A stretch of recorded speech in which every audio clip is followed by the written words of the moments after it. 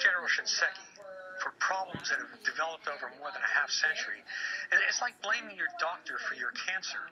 And I always ask those who are crying to lynch General Shinseki, who would you replace him with? Who even wants this thankless job? People generalize and say, well, we need to bring out an outside expert. Okay, who? Give me a name. Name names. Tell me what you're going to do. And that's the other thing, Megan, that really bothers me about all this. On both sides of the aisle, I'm hearing a lot of outrage. Some of it sincere, some of it I suspect mock, because people have known about these problems for a long time. I'm hearing a lot of accusations, but I'm not hearing people tell me how to fix it. And I think the National Commander of the Legion and I would agree on this, that this is a complex and a terrible problem. Our vets deserve better, but it's also hit the VA with a perfect storm. We've not only got the Vietnam vets aging now and needing care badly, we've got vets from our recent conflicts who we were able, with the miracles of modern military medicine, to keep them alive. They would have died in previous wars, but they require greater levels of care. And what do we have? We're trying to treat them with a civil service where we protect the bad actors, government union rules that protect bad actors, procurement rules that keep our technology, our administrative technology, in the dark ages.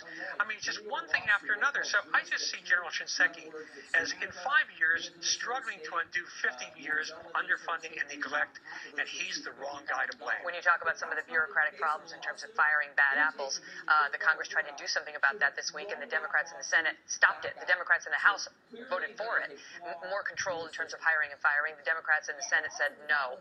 National Commander, your thoughts in response to what Ralph Peters has said about, this isn't General Shinseki's fault.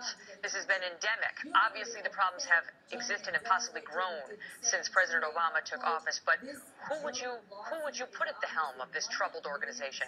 Where do we go from here? Well, we agree that it is a complex issue, but also the reason why was General Shinseki hired? He was hired to come into the VA, take the leadership that he had in the military, bring it forth into the VA, and make these problems go away.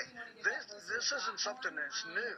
There was a memorandum out in 2010 that outlined this exact problem. So they've had 4 years to do something about this, but we've seen failed leadership there. If this is a military, then you're relieved of duty. If it's private sector, you're fired. Go ahead, Ralph. Megan, this is really, really, really, really hard. It takes time to fix it. You need to fire people, but beyond that, it breaks my heart that our vets are being treated so badly. But suddenly it's a crisis. General Shinseki has made some improvements. Where was the outrage during the Bush years? I'm not a defender of President Obama by any means, but this is a long-standing problem. Okay, but